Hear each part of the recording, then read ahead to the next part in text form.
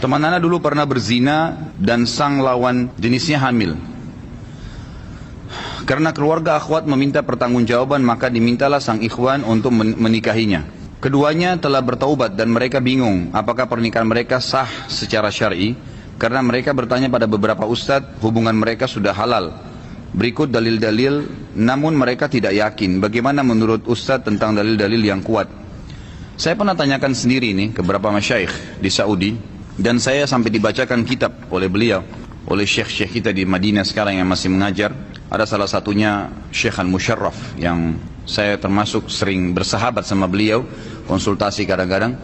Lalu saya tanya, bagaimana syekh hukumnya? Karena di Indonesia ini dijadikan sebagai kalau ada seseorang suka, laki-laki suka perempuan lalu kemudian tidak disetujui oleh orang tuanya, maka mereka hamil dulu. Sengaja buat tanda kutip kecelakaan itu supaya mereka dinikahkan. Pernikahannya sahkah? Maka beliau mengatakan, baik Khalid, untuk lebih jelasnya saya bilang, saya mau tolong antum datangkan kepada saya dalil-dalil terinci. Karena kalau hanya sekedar jawab boleh tidak boleh, mungkin saya juga bisa. Saya rasa antum lebih punya kapabilitas, punya kafa'ah untuk bisa membantu saya, maka tolong berikan saya jawaban. Beberapa hari kemudian dia telepon saya dari Madinah dan dia mengatakan kepada saya, Khalid, ini kitabnya. Saya datangkan dari beberapa kitab. Memang ada pendapat, ya sebagian mazhab mengatakan sah saja pernikahan itu. Dan ini dipegangi oleh beberapa ulama fikih. Kalau tidak salah disebutkan ini adalah madhab ya Imam Malik dan Imam ya Syafi'i yang mengatakan kalau sudah nikah dan itu memang pemilik sperma, sah saja nikahnya.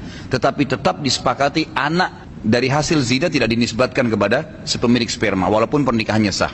Kemudian beliau mengatakan, dan ada pendapat lain, dan saya pribadi saya katakan lebih cenderung dengan pendapat yang kedua, mengatakan pernikahannya tidak sah.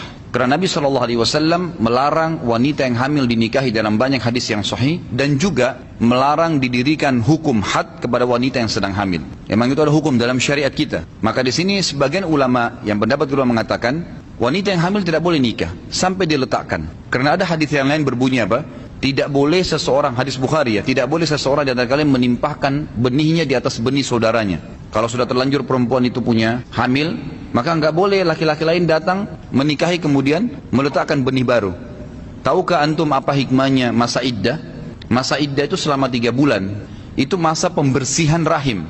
Dikhawatirkan mantan suami tadi masih punya sperma yang tertinggal, dan dalam masa 3 kali masa iddah itu, 3 kali masa haid, itu baru dianggap perempuan itu suci. Berarti tidak ada benih yang akan membuat dia hamil.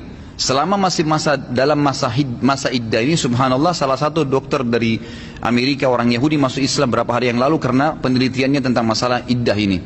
Dan dia kagum sekali melihat ternyata Islam dengan rinci menyebutkan kalau masa iddah masih dianjurkan agar wanita yang bercerai dengan suaminya kembali dengan suaminya dan bukan laki-laki lain. Kalaupun mau nikah dengan laki-laki lain, maka dianjurkan setelah masa iddah agar tidak bercampur sperma itu.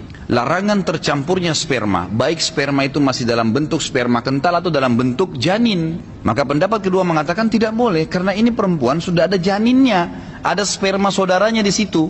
Makanya dibiarkan dulu tuh lahir, suci setelah masa nifas, baru nikah. Maka saran pendapat kedua ini adalah nikah kembali. Taubat, nikah kembali. Anda boleh pilih salah satunya yang mana Anda merasa lebih tenang, tapi saya bilang kalau saya pribadi lebih cenderung dengan pendapat yang kedua.